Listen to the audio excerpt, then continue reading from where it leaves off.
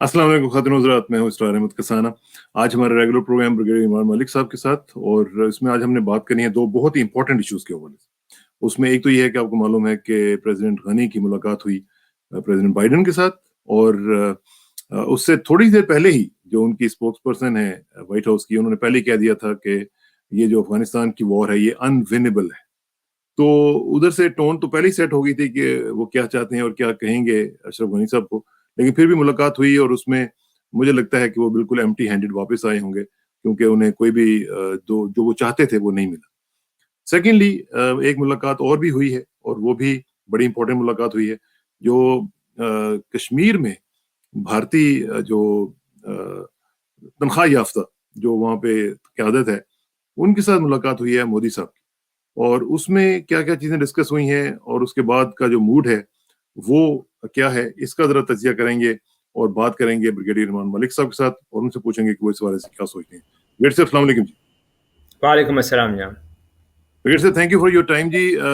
एक तो ये मुझे ज़रा सबसे पहले ज़रा बताएं कि प्रेसिडेंट गनी की मुलाकात हुई है प्रेसिडेंट बाइडेन के साथ, तो वो जो बॉडी लैंग्वेज मैं देख रहा था प्रेसिडेंट गनी साहब की, वो तो बहुत ही डिसअपॉइंटिंग थी, और मैं तो बल्कि हैरान हो रहा था कि एक आजाद मुल्क अगर कोई हो तो उसका प्रेसिडेंट जाके इस तरह बात करेगा और इस तरह मिन्नतें करेगा और इस तरह की उसकी अपोलोजेटिक किस्म का बिहेवियर होगा।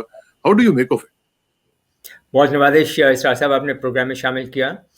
आपने जो आई थिंक आपकी ऑब्जर्वेशन है ये शायद सबकी ऑब्जर्वेशन यही है, और मेरे ख्याल में व्हेन टू लूजर्स मीट तो फिर ऐसा ही होता है कि जो वहाँ की जो वाइब्स वहाँ से बाहर निकलती हैं वो भी कोई बहुत ज़्यादा पॉजिटिव या बहुत ज़्यादा होप इंस्पायरिंग नहीं होती हैं।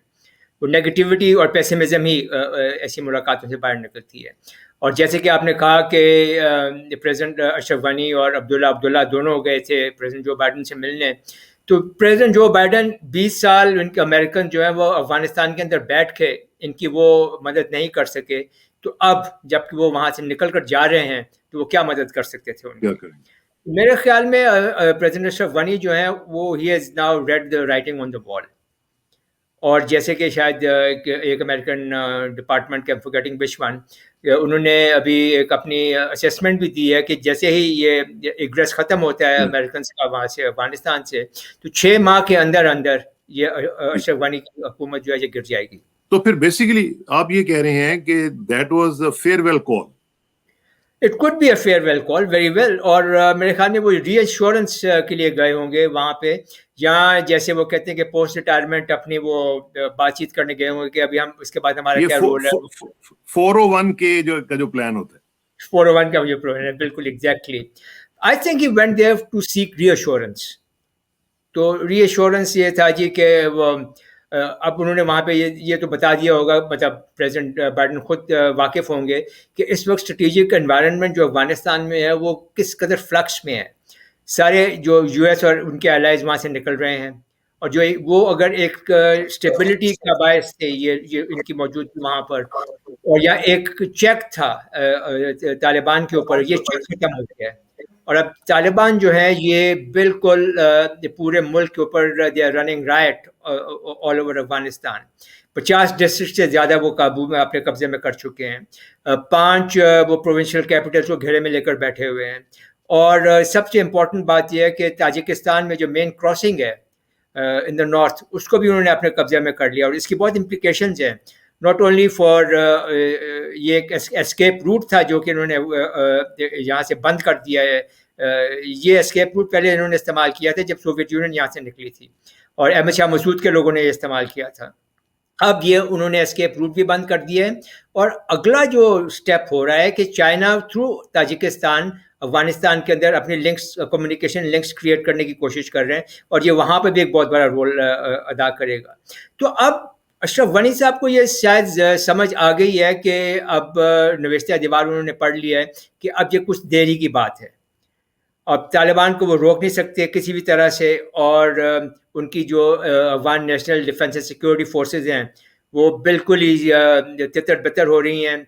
बहुत ज़्यादा डिजर्शन हो रही हैं वहाँ पे, और लोग जो है अपने हथियारों और अपनी APCs के साथ वो तालिबान के साथ आकर मिल रहे हैं। اور اس کے علاوہ نیشنل یونٹی گورنمنٹ جو ہے it is feeling threatened from all the sides.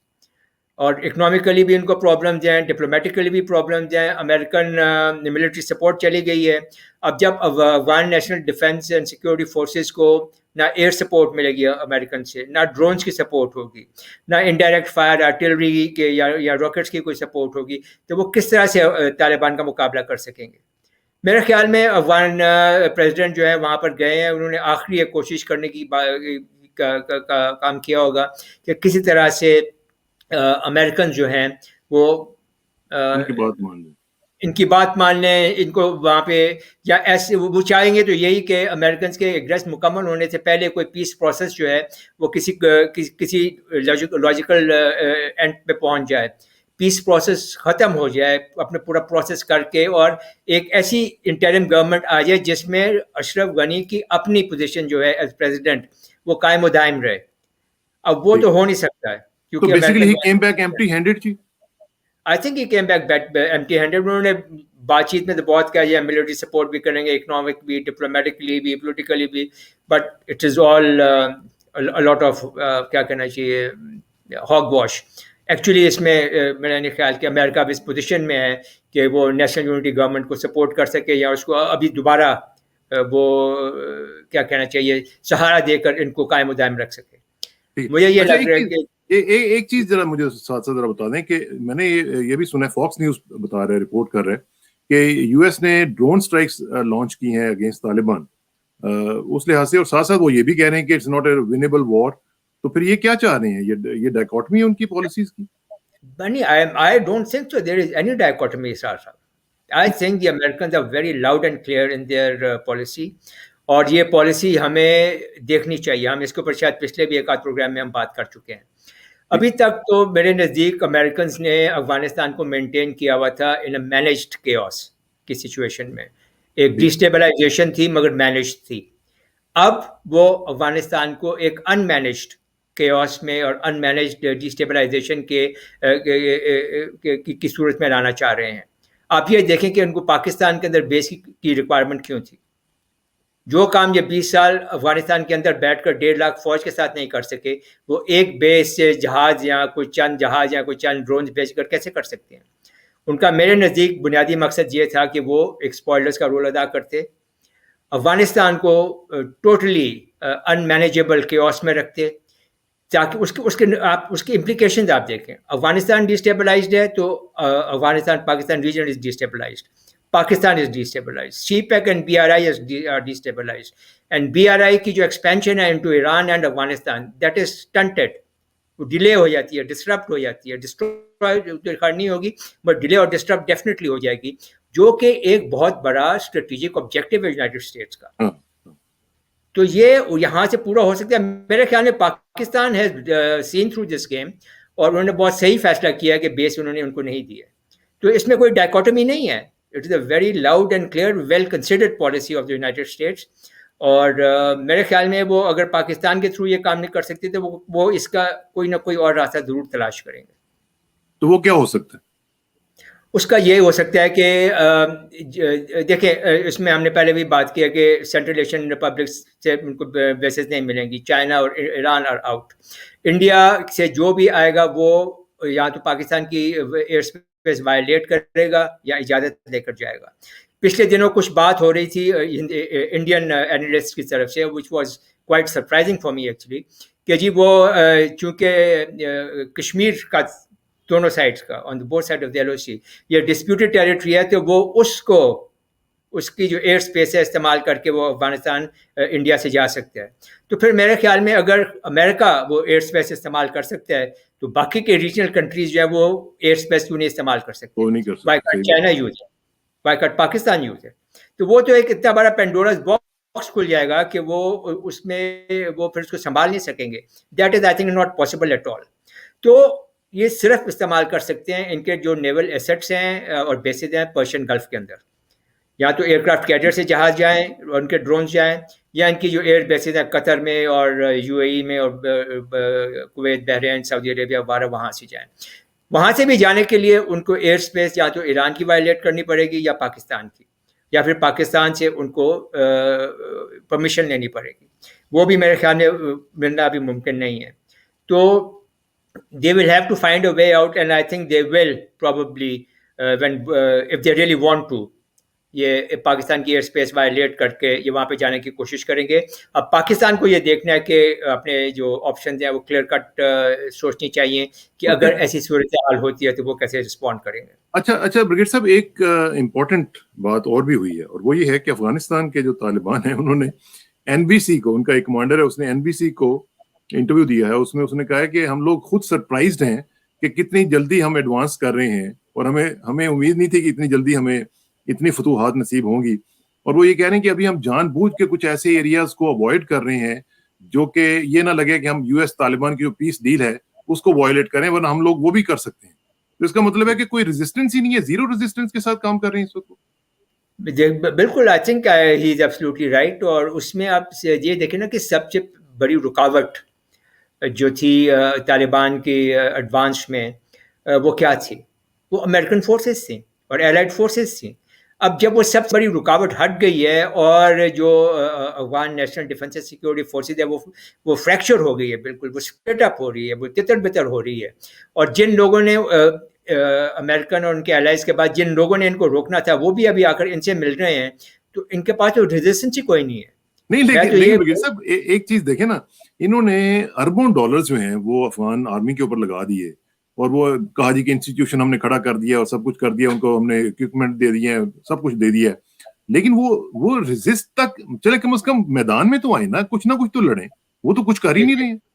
American نے جو اپنے پیسے ہیں بہت حد تک ضائع کیے ہیں، بہت زیادہ ضائع کیے ہیں، اور ان billions and billions of dollars.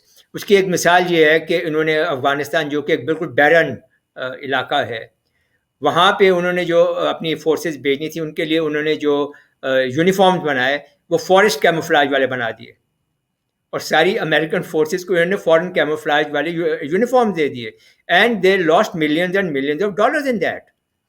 اس کے بعد جو بھی یہ اکوپمنٹ دے رہے ہیں Afghan national defence and security forces کو، کیا وہ اکوپمنٹ جو ہے وہ ان افغانیوں کے پاس وہ ٹیکنالوجیکل کیپیسٹی ہے کہ اس اکوپمنٹ کو سمجھ سکیں، اس کو ایبزارب کر سکیں، اس کے اوپر مہارت حاصل کر سکیں اور اس کو پھر استعمال کر سکیں؟ اور پھر خالی ایک APC کو تو استعمال کرنا نہیں ہے، اگر وہ ٹینکس ہیں، اگر APCs ہیں، ان کے ساتھ ہیلی کاپٹرز ہیں، ان کے ساتھ ایئر فورس ہے، ان کے ساتھ آرٹلری ہے، ان کے ساتھ راکٹس ہیں، ان کے ساتھ میزائلز ہیں، ان سب کو آپ نے ایک جامع آپریشنل پلان کے تحت آپ نے ان کو سنکرونائز کر کے آپ نے ان کو استعمال کرنا ہوتا ہے. تو جب تک آپ کے پاس وہ ٹیکنیکل کیپیسٹی، وہ پروفیشنل کیپیسٹی ہی نہیں ہے ان تمام اکوپمنٹ کو اور سسٹمز کو استعمال کرنے کی، تو وہ پیسہ تو بالکل ضائع گیا ان کا، امریکنز کا. تو basically it's just a matter of time کہ جب طالبان جو ہیں وہ ٹیک اوور کر لیں گے سارا کچھ، اور میرا خیال ہے not even with in 6 months. I agree with you. I think وہ 6 مہینے بھی انہوں نے زیادہ بتا دیے ہیں.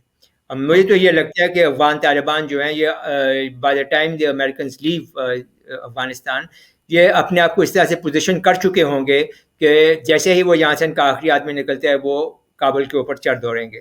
اور میں یہ سمجھتا ہوں کہ وہ کابل کے اوپر قبضہ کر کے، جیسے ہم نے پہلے بھی ایک دفعہ ڈسکس کیا تھا، they will serve a fait accompli to the world کہ we are in power now, deal with اس.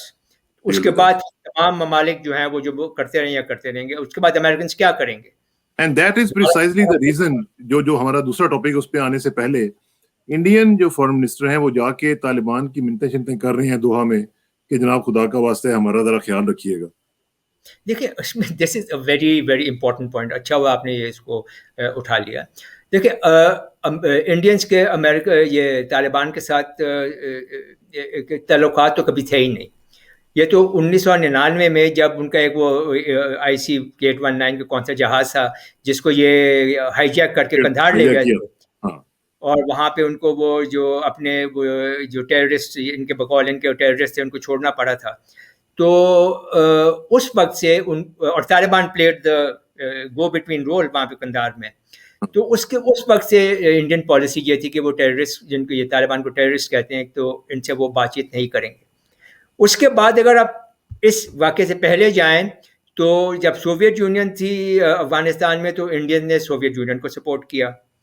پھر یہ جہاز والا واقعہ ہوا. اس کے بعد جب دوبارہ یہ جہاد شروع ہوا تو انہوں نے نیشنل یونٹی گورنمنٹ کو سپورٹ کیا اور امریکن اور ان کی جو ایلائز ہیں اور جو آکوپیشن فورسز تھی ان کو سپورٹ کیا.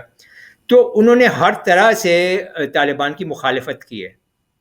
تو اب کیا وجہ ہو گئی کہ ان کو ایک دم سے یہ ضرورت پڑ گئی ہے کہ طالبان کو, جس سے وہ جو ان کی ڈکلیئرڈ پالیسی تھی کہ they will never talk to terrorist, اب وہ کیوں ان سے کانٹیکٹ کر رہے ہیں؟ یہ 2 دفعہ تو قطر میں جا کے ان کے فارن منسٹر مل چکے ہیں ان کے طالبان کے ساتھ. تو یہ کیا وجہ ہے؟ تو میرے خیال میں سب سے بڑی وجہ ایک تو یہ ہے کہ ہندوستان اس کی جو فارن پالیسی ہے افغانستان میں, that is totally field. It failed when the Soviet Union was there. It has failed now when the Americans were there. Now they find themselves totally مطلب کیا کہنا چاہیے اس کو کہ وہ irrelevant ہیں, peripheral ہیں اور marginalized ہیں ساری افغان اینڈ گیم کے اندر. ان کا کوئی رول ہی نہیں رہا اس میں. اور یہ چلیں سب باتیں آپ چھوڑ دیں. جو مجھے جو لگ رہا ہے جو سب سے بڑی فکر جو ہے which will lead to your next topic also, سب سے بڑی فکر ان کو یہ ہے کہ جب افغانستان کے اندر یہ طالبان ان پاور آ جاتے ہیں, اگر آ جاتے ہیں, اور they become the majority partner in a coalition government in Afghanistan, تو ان کو ڈر یہ ہے کہ وہاں سے جہادی نکل کے پھر کہیں Indian illegally occupied Jammu and Kashmir کے اندر نہ آ جائیں. اور یہ بیسیکلی بریگیڈ صاحب جو جنرل پانڈے ہیں جو کشمیر میں اس وقت اپوائنٹڈ ہیں, انہوں نے یہ کہا بھی ہے پرسوں, انہوں نے یہ کہا ہے کہ یہ ہمیں خطرہ ہے کہ طالبان اگر آ گئے تو وہ کشمیر کی طرف رخ کریں گے. پھر جی بالکل. اور آپ پھر یہ دیکھیں کہ جو کشمیر کی فریڈم موومنٹ ہے اس کو کتنا بڑا فلپ ملے گا, کتنی زیادہ سپورٹ مل سکتی ہے اس بات سے. اور میرے خیال میں یہ وجہ جو ہم نے ابھی آخر میں ڈسکس کی ہے, شاید یہ سب سے بڑی وجہ ہے کہ انڈیا نے طالبان کو انگیج کیا ہے, ان سے بات کرنے کی کوشش کی ہے کہ کسی طرح سے ان کے ساتھ وہ اتنی کہ گڈ ول کریٹ کر لیں کہ طالبان کسی بھی ایسے گروپ کو وہاں سے نکل کر Indian legally occupied Jammu and Kashmir. کیا یہ بھی ایک ریزن ہو سکتی ہے بریگیڈ صاحب کہ امریکنز کے بحث پہ انہوں نے یہ سوچا ہو, یا امریکنز نے ان کو کہا ہو کہ بھئی آپ خود اب سوچیں کہ ہم پاکستان کے ساتھ اپنے فرنٹ کھولنا ہے یا اپنے چائنا کے ساتھ کھولنا ہے. اگر آپ کنسنٹریٹ کریں گے ہمارے ساتھ اور ساؤتھ چائنا سی کی طرف اور چائنا کو ہم ذرا فوکس کر لیں تو پھر آپ کو یہ جو فرنٹس ہیں افغانستان والا پاکستان والا اس کو تھوڑا سا کول آف کرنا پڑے گا. کیا یہ بھی ریزن ہو سکتی ہے؟ It could be a reason, but as they say کہ it takes two to tango, تالی دعات سے بجتی ہے. اور اگر پاکستان ایگری کرے گا تو پھر یہ جو ہے اب جیسے سیز فائر تک تو ہم نے ایگری کیا ہوا ہے, تو پاکستان نے تو اپنی clear cut condition lay down کر دی ہیں.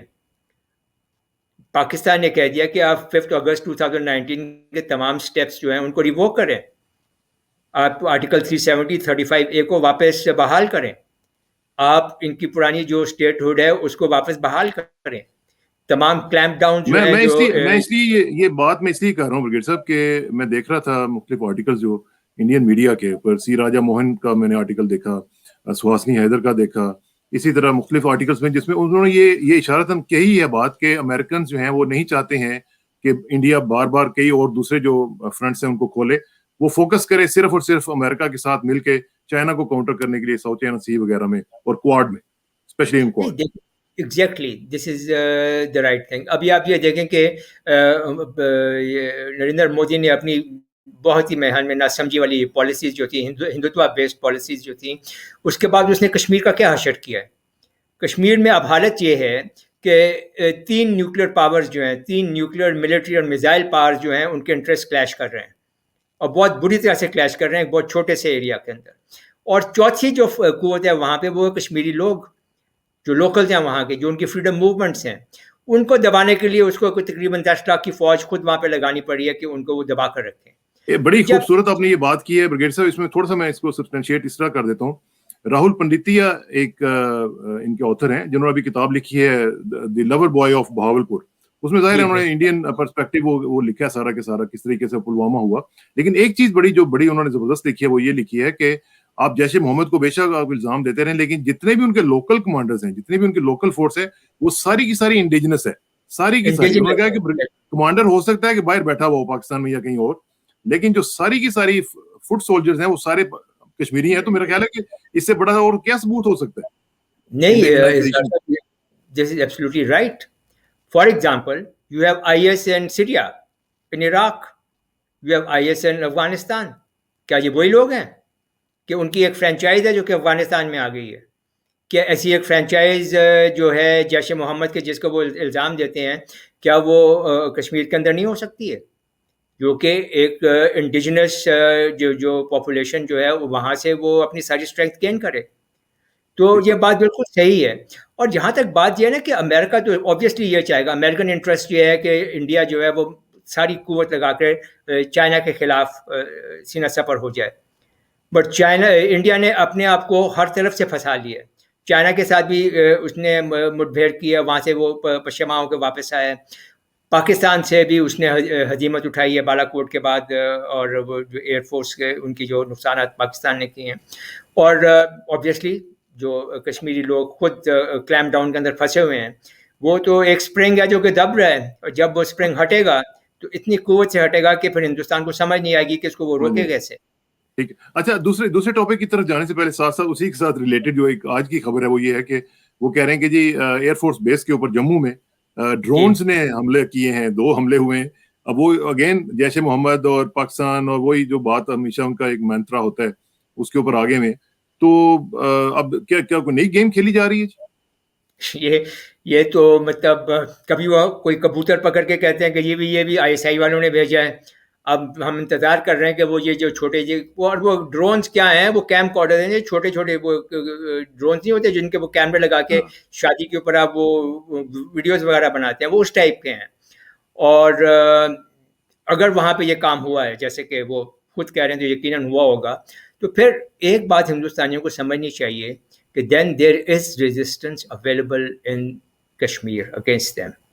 وہاں پر کچھ ایسی وہاں پہ قوتیں موجود ہیں جو کہ ان کے خلاف, ان کی جو قبضہ جو ہے اس کے خلاف ہے, ان کی آکوپیشن کے خلاف ہیں, اور وہ ریزسٹ کرنا جا رہی ہیں. And this could be very well the first step towards that intention. تو میرے خیال میں یہ ایک وارننگ شاٹ ہے for the Indian military and for the Indian government کہ آپ نے جو ابھی تک ناجائز قبضہ کیا ہوا ہے اس کے خلاف موومنٹ جو ہے وہ اٹھے گی, سر اٹھائے گی. چلیں آپ آ جاتے ہیں جی ذرا اس میٹنگ کی طرف جس کو بڑا ہم نے دیکھا کہ بڑی اس میں میڈیا میں بھی بڑی اس کی باتیں ہو رہی ہیں. یہ جو میٹنگ ہوئی ہے جس میں ساری تنخواہ یافتہ لیڈرشپ وہاں پہ موجود تھی, اور اس میں حریت کانفرنس ظاہر ہے کہ نہیں تھی, اور اس کے کیا مطلب اس میں کچھ رزلٹ نکلا ہے, اور اس کا اگر کرنے کا مقصد تھا وہ کیا تھا؟ دیکھیں میرے خیال میں آپ میرے خیال میں نریندر مودی کی جو ڈائلیما ہے نا, آپ ذرا اس پہ سوچیں کہ وہ کتنی بری طرح سے اس وقت پھنسا ہوا ہے. میری نزدیک تو اس نے ہر جگہ شکست کھائی ہے, اس نے ہر جگہ ہزیمت اٹھائی ہے. ابھی جیسے ہم نے بات کیا کہ کشمیر کے اندر چائنا سے اس نے ان کو شکست ہوئی ہے, وہاں سے لداخ کے اندر پاکستان سے اس نے ہزیمت اٹھائی ہے. اس کے بعد اگر ہم پولیٹیکلی جیو پولیٹیکلی اگر ہم دیکھیں تو ساؤتھ ایشیا میں انڈیا اس وقت ٹوٹلی آئسولیٹڈ ہے. چائنا تو ہر طرف گھس گیا ہے, پاکستان کیا, نیپال, بھوٹان, بنگلہ دیش, سری لنکا, مالدیوز, ساؤتھ ایشیا میں انڈیا از ٹوٹلی آئسولیٹڈ. پھر جیسے ہم نے ابھی بات کی کہ فارن پالیسی جو ہے اس کی افغانستان میں وہ ٹوٹلی فیل ہو چکی ہے, اور جو ایک قوت کابل میں ابھی پتہ صاف ظاہر ہو رہا ہے کہ وہ ان پاور آ رہی ہے کابل میں, اس کے ساتھ ان کے کوئی تعلقات ہی نہیں ہیں. تو وہاں پر یہ $2-3 بلین جو انہوں نے انویسٹ کیے ہیں وہ بھی بالکل ایک طرح سے ضائع ہو گئے ہیں.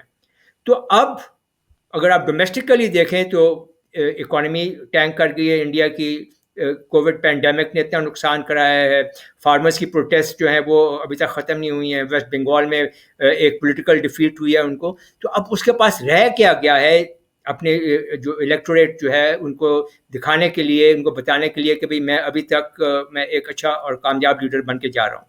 اب اس کے پاس صرف ایک وہی کشمیر رہ گیا ہے, اور وہ اینٹی مسلم ایک ایجنڈا رہ گیا. اب اگر وہ کشمیر کے اندر بھی کلائم ڈاؤن کر جائے تو پھر اس کے پاس رہ کیا گیا. تو میرے خیال میں یہ جو ایکسرسائز تھی یہ شاید اپنے آپ کو وہ ریہیبلیٹیٹ کرنا چاہ رہے ہیں with in India. He wants to consolidate his hold over Indian illegally occupied Jammu and Kashmir. اور یہ جو جیسے آپ نے بہت اچھی بات کی کہ جو تنخواہ یافتہ لیڈرشپ تھی ان کی, انہی کو بلایا. اگر یہ واقعتاً چاہتے کہ یہ کسی معاملے کو ریزالو کرنا چاہ رہے ہیں تو حریت کانفرنس کے لیڈرز کو ساتھ بلاتے وہاں پر, جو کہ واقعتاً ان سے صحیح طور پر بات کرتے. اب انہوں نے باہر آ کر چاہے وہ مفتیز ہوں یا یہ عبداللہ ہوں یا آزاد ہوں, انہوں نے آ کے وہ سرسری سی بات کی جی کہ ہم نے کہا جی کہ اسٹیٹ ہوڈ واپس کریں یا 370 کو ریووک کریں, مطلب ریوائیو کریں اور بلا بلا بلا پاکستان سے بات کریں. They mean nothing. Practical steps جو ہیں to give relief to the Kashmiris, ان میں سے کسی ایک پہ بھی بات نہیں ہوئی ہے.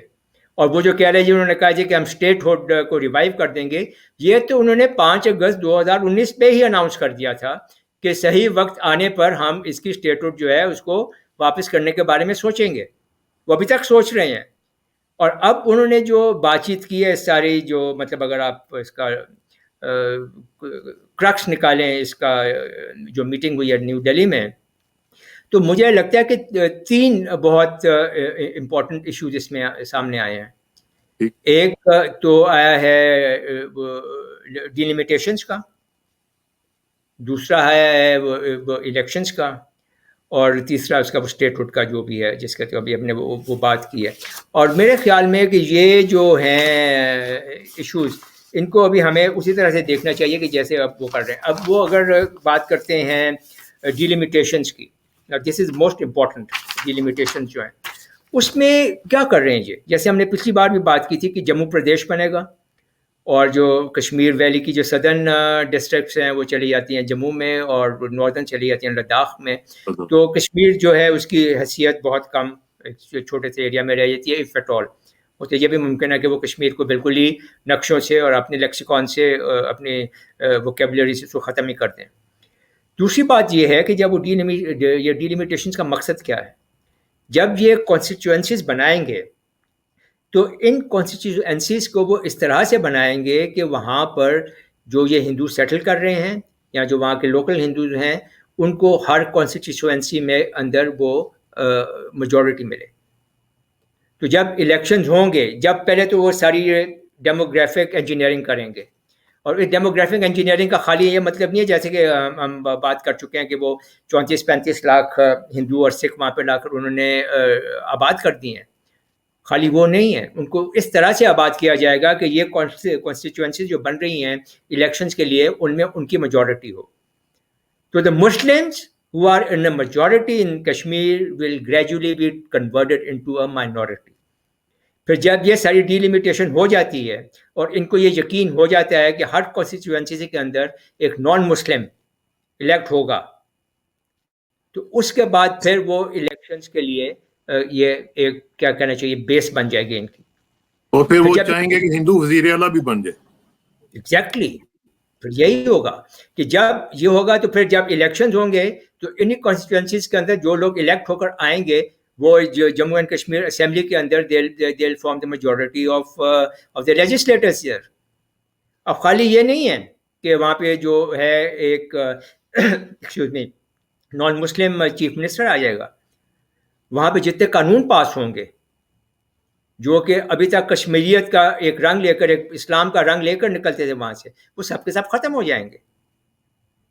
اور جتنے بھی قانون بنیں گے وہ کشمیر کو, جموں اینڈ کشمیر ریجن کو ہندوائز کرنے میں اور اس کو انڈینائز کرنے میں بہت بڑا کردار ادا کریں گے. تو کشمیر کی اپنا تشخص جو ہے وہ ختم ہو جائے گا, اس کا جو مسلم کلچر اور ٹریڈیشن ہے وہ ختم ہو جائے گا, اور وہ ایک ویسا ہی ایک اور حصہ بن جائے گا اسٹیٹ آف انڈیا. یس, اور جہاں جیسے وہاں پہ مسلمانوں کے ساتھ جو ہو رہا ہے وہاں پر وہ ایگزیکٹلی ان کے ساتھ ہوگا. تیسری بات تھی اسٹیٹ ہوڈ کی, and that is very important. انہوں نے اسٹیٹ ہوڈ کی تو بات کی ہے کہ جب الیکشنز ہو جائیں گے اس کے بعد 2022 کے آخر میں ہم دیکھیں گے کہ اس کو اسٹیٹ ہوڈ ہم نے دینی ہے کہ نہیں دینی. بٹ اسٹیٹ ہوڈ کی تو وہ بات کرتے ہیں, سیکشن 35A کی بات نہیں کرتے. سیکشن 35A جو ہے وہ سٹیزن شپ کے بارے میں ہے. وہ ہے کہ جو لوگ وہاں کے لوکلز رہنے والے ہیں صرف ان کو حق حاصل ہے کہ وہ وہاں پہ پراپرٹی خرید سکتے ہیں اور وہ وہاں پر اپنا بزنسز اسٹیبلش کر سکتے ہیں. اب جب انہوں نے وہ ریووک کر دیا, اس کا مطلب ہر every Tom Dick and Harry from India comes in and he starts buying land there. اور وہ وہاں پہ جیسے کہ ہم نے پچھلی بار بات کی تھی کہ تقریباً 5 لاکھ خاندانوں کو وہ فیک ڈومیسائل سرٹیفکیٹس دے چکے ہیں. 35 لاکھ سے زیادہ لوگوں کو وہ یہ ڈومیسائل سرٹیفکیٹس دے چکے ہیں رادر. تو اب یہ ان کا گیم پلان ہے. اب آپ یہ دیکھیں کہ پاکستان نے کہا تھا کہ آپ ہمیں روڈ میپ دیں تو ہم آپ سے بات کر سکتے ہیں, اگر آپ ہمیں یہ ریووک بھی نہیں کرتے. تو روڈ میپ تو ان کا لاؤڈ اینڈ کلیئر سامنے آ گیا ہمارے, جیسے ہم نے ڈسکس کیا ہے. ڈیلیمیٹیشنس, الیکشنز میں جو اسمبلی ہے اس کے اندر نان مسلمس کی میجورٹی, اور جو لیجسلیشنز اس کے بعد ہوں گی ساری کی ساری وہ they will be in direct contrast with the aspirations of the Kashmiri people, the Muslims. اور اس کے بعد اسٹیٹہڈ جو ہے وہ برائے نام تو اسٹیٹ آ جائے گی. لیٹس سے اگر جموں پردیش آ جاتا ہے تو then where is Kashmir. Ladakh بے شک یونین ٹیریٹری رہتا ہے تو پھر کشمیر کہاں پہ ہوگا؟ کشمیر ختم تو میرے خیال میں ابھی نریندر مودی جو ہے وہ اتنا پھنس چکا ہے کہ اب اس کے پاس اب کوئی ایسا راستہ رہ ہی نہیں گیا کہ وہ اپنے آپ کو ریہیبلیٹیٹ کر سکے politically with in India also, کہ وہ کشمیر کے اوپر ایک اینٹی مسلم جو ہے اپنی پالیسی کو پایہ تکمیل تک نہ پہنچائے. اور میرے خیال میں یہ آپ کہہ رہے ہیں کہ فرسٹریٹڈ اٹیمپٹ ہے مودی کی. آئی تھنک اٹ از, اور ناٹ اونلی فرسٹریٹڈ, بالکل کیا کہنا چاہیے کہ ایک لاسٹ ڈچ ایفرٹ لگ رہا ہے مجھے اس کا. خبریں تو یہ بھی آ رہی ہیں کہ بی جے پی کے اندر بھی ابھی کافی سارے وہ جو ہیں لوگ ایسے باتیں شروع کر دی ہیں کہ ابھی مودی کو ابھی جیسے کہ وہ ہم نے پہلی بار بھی بات کی تھی کہ والنٹری ریٹائرمنٹ اسکیم کے بارے میں اس کے ایک ٹویٹر کے ہینڈل بھی چل رہا تھا مودی کے لیے کہ ابھی ٹائم آ گیا کہ آپ والنٹریلی ریٹائر ہو جائیں. تو جب ایسی آوازیں اٹھنی شروع ہو جائیں تو اس بات کا آغاز ہے کہ آپ کو ابھی چلے جانا چاہیے. تو یہ پاکستان میں جو کچھ لوگ سمجھ رہے تھے کہ یہ بہت اچھا کام ہو گیا ہے اور یہ انڈیا کی یا مودی کی ڈیفیٹ ہو گئی ہے, تو میرے خیال میں ڈیفیٹ کوئی نہیں ہوئی ہے. He is just gaining time to further consolidate his hold on Kashmir and to further Indianize and Hinduize the whole of the Kashmir region. آخر میں صرف یہ بتا دیں کہ کیا پاکستان کو امید رکھنی چاہیے کہ مودی صاحب کے ساتھ بات چیت چل سکے گی, اور اگر چلے گی تو کوئی کامیابی کی توقع رکھنی چاہیے, یا وہی بات ہے کہ جو جس طرح پہلے چل رہا تھا اسی طرح ہی چلتا رہے گا؟ دیکھیے میرے خیال میں آج تک 72 میں شملہ ایگریمنٹ ہوا تھا, آج تک کیا کشمیر کے اوپر کوئی بامقصد بات ہوئی ہے؟ It is 28 and 21 49 years now. 49-50 سال میں کوئی ایک دفعہ بھی کوئی بامقصد بات ہوئی ہے کشمیر کے اوپر؟ تو ہم کن چکروں میں آ گئے. آگرہ کو بھی 20 سال ہو گئے ہیں, اس میں بھی اب دیکھیں نا اس کے بعد بھی کچھ نہیں ہوا. آگرہ میں بھی دیکھا نہیں ہوگا. آپ سے میں نے یہی عرض کیا نا کہ ڈومیسٹکلی اور ریجن کے اندر اور انٹرنیشنلی بھی ان کے ابھی مودی کے کوئی امریکہ کے ساتھ بہت اچھے تعلقات نہیں ہیں, وہ والے نہیں ہیں جیسے ٹرمپ کے ساتھ تھے. تو وہ تو بالکل آئسولیٹ ہوا ہے, وہ تو پھنسا ہوا ہے. اب کیا وہ پاکستان کے ساتھ بات کر کے اور ایسی بات کرے کہ جس میں اس کا ہولڈ جو ہے کشمیر پہ وہ بھی کم ہو جائے یا ختم ہو جائے, وہ اپنے آپ کو بالکل ہی پولیٹیکلی ختم کر لے گا. That will be a political suicide for him. تو ہمیں تو بلکہ ریکنسیڈر کرنا چاہیے. Why have we accepted the ceasefire? This is ٹھیک ہے, ہمارے اوپر یہ سیز فائر ہونا چاہیے, امن شمن کی ساری بات ٹھیک ہے, but this is more to the advantage of the Indians, this is more to the advantage of Narendra Modi. یہ ساری بات چیت جو ہے, دیکھیں Pakistan is not negotiating from a weak position. Pakistan کی کیا ویک پوزیشن ہے؟ کوئی ویک پوزیشن نہیں ہے. ہماری اگر کوئی ویکنیس ہے تو وہ ہمارے پرانے پہلے لیڈر جو تھے ان کے دماغ میں تھی. Now we have a leader ماشاءاللہ جو کہ who at least speaks his mind, اور وہ پاکستان کو کبھی کسی بھی طرح سے ایسی نیگوسیشنگ پوزیشن میں نہیں لائے گا جہاں پہ پاکستان ویکنیس دکھائے. Pakistan is in a very strong position and Pakistan should press in. اور پاکستان کو یہ ابھی اس بات کا ویری امپورٹنٹلی اندازہ ہونا چاہیے, اسیس کیا ہوگا پاکستان نے کہ اس وقت ہندوستان اور مودی کتنی ویک پوزیشن میں ہے. He is in a weak position in India. He is in a weak position in Kashmir. He is in a weak position in the region. He is in a weak position internationally. وہ جو ابھی delta variant جو ہے جس کا انہوں نے کہہ کے نام چینج کروایا وہ بھی انڈیا سے نکل کر گیا ہے ساری پوری دنیا میں پھیل گیا وہ. تو جب ہندوستان اور مودی اتنی سخت ویکنیس میں ہیں, why on earth should Pakistan give him strength by talking to him and by negotiating with him? This is the time to strike. And Pakistan diplomatically, politically جتنی بھی وہ کشمیریوں کی مدد کر سکتے ہیں وہ کرے, اور اس کی اگر وہ اتنی ویکنیس ہے تو پاکستان کو اس کو ایکسپلائٹ کرنا چاہیے اور اپنے نیشنل انٹرسٹ کو بہت اگریسولی پرسو کرنا چاہیے. یہ جو آپ نے اسٹرائک کی بات کی ہے یہ اپنے ڈپلومیٹک اسٹرائک کی بات کی ہے یا فزیکل اسٹرائک کی بات کی ہے؟ Let's see, so for diplomatic. اچھا چلیں, thank you for being so diplomatic. بغیر سے بہت بہت شکریہ, انشاءاللہ آپ سے رابطہ رہے گا اور میرا خیال ہے کہ آپ کا میسج لوگوں تک پہنچ جائے گا اور انشاءاللہ وہ خیال بھی رکھیں گے اس ڈپلومیٹک جو اسٹرائک ہے اس کا بھی. تو آخر میں دعا کہ میری عزت کے لیے کافی ہے کہ میں تیرا ہی بندہ ہوں, میرا فخر کے لیے کافی ہے کہ تو ہی میرا پروردگار ہے. تو بالکل اسی طرح جس طرح میں چاہتا ہوں مجھے بھی اسی طرح بنا دے جس طرح تو چاہتا ہے. سپردم بتومائے خیشرا تو دانی حساب کم و بیچ رہا. مجھے اسراق ثانہ کو برگیڈیئر ایمان ملک صاحب کے ساتھ اجازت دیجیے. جلدی ملاقات ہوگی انشاءاللہ. اللہ حافظ.